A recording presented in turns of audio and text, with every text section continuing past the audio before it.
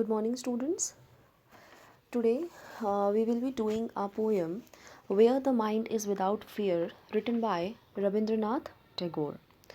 This is a very special poem. Basically, it is a prayer. This poem is in the form of a prayer to Almighty, a prayer to God, in which the poet is for asking for his blessings, for Almighty's blessings for his countrymen, fellow people of his country.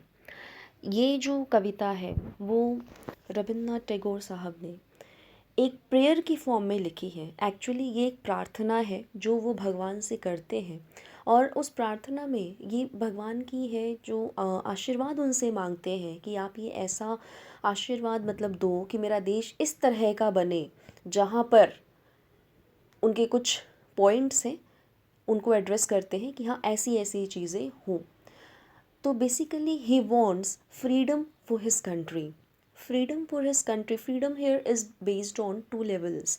The upper level is that of the literal meaning में freedom उनको चाहिए जो हमारे ऊपर, हमारे देश पर जो ब्रिटिशर्स का राज था उससे आज़ादी. And symbolically freedom here means from all the social evils which a country can have.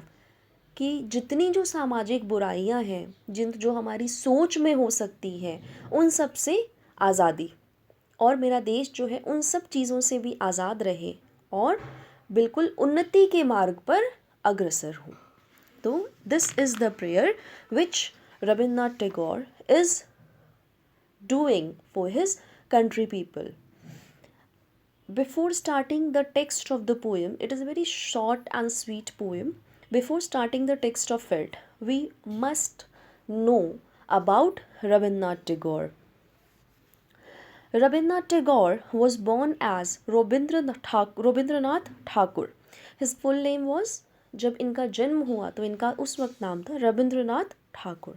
He was born on 7th May 1861 in Calcutta, Bengal Presidency of British India. 1861 में, as you all know, that India was ruled by Britishers, and at that time Bengal was a presidency of British India. So he was born in British India. He died on 7th August 1941 at 80 years of age in Calcutta. He is popularly known as गुरुदेव, कवि गुरु या विश्व कवि. Popularly इनको गुरुदेव के नाम से जाना जाता है साहित्य में, एंड कवि गुरु की संज्ञा दी गई है, विश्व कवि की संज्ञा इनको दी गई है. He was a Bengali poet, writer, composer, philosopher and painter. He reshaped Bengali literature and music as well as Indian art. His work Gitanjali became in 1913 the first non-European as well as the first lyricist to win Nobel Prize in Literature. जो रविन्द्रनाथ टैगोर जी का work है गीतांजलि, 1913 में उसको Nobel prize से नवाजा गया. And it is the first non European work. पहली बार किसी नॉन यूरोपियन वर्क को नोबेल प्राइज़ जो है लिटरेचर में वो दिया गया. As a humanist and ardent nationalist, he denounced the British Raj and advocated independence from Britain. He founded Vishwa Bharati University, which is in Bengal. As a humanist, मानवतावादी थे ये, and ardent nationalist, बहुत ज़्यादा राष्ट्र प्रेमी थे, राष्ट्रवादी थे.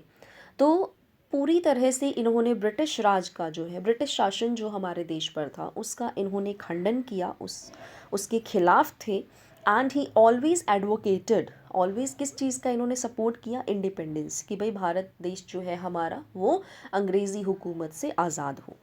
His compositions were chosen by two nations as national anthems. इनके द्वारा रचित दो रचनाओं को दो देशों के द्वारा, दो अलग अलग देशों के द्वारा अपने नेशनल एंथम के रूप में शामिल किया गया. तो पहले सबसे पहले तो इंडिया का, हमारा भारत का जो नेशनल एंथम है जन गण मन, एंड बांग्लादेश का जो नेशनल एंथम है आमार सोनार बांग्ला, ये भी रविन्द्रनाथ टैगोर द्वारा ही कंपोज्ड है, उनके द्वारा ही रचित है। और यहाँ तक कि जो श्रीलंका का नेशनल एंथम है इनके वर्क के द्वारा वो इंस्पायर्ड है। ठीक है, तो इन 1971 एक्चुअली में इन्होंने 1971 में आमार सोनार बांग्ला, ये जो है ये 1971 के अंदर ये जो इनका गीत है Amar Sonar Bangla national anthem of Bangladesh बनता है। उस वक्त 1971 में बांग्लादेश ने इसको नेशनल एंथम अपना इस गीत को बनाया। It was written to protest the 1905 partition of Bengal along communal lines. पहले आपको जैसे पता है कि बांग्लादेश जो है वो भारत का ही हिस्सा था, तो 1905 में हमारे देश की आज़ादी से पहले, तो उस वक्त 1905 में बंगाल को जो है अलग करने, दो भागों में डिवाइड करने की बात हुई थी। मुस्लिम्स अलग हो जाएंगे और जो बंगाली स्पीकिंग हैं, हिंदूज़ हैं, उनको अलग कर दिया जाएगा।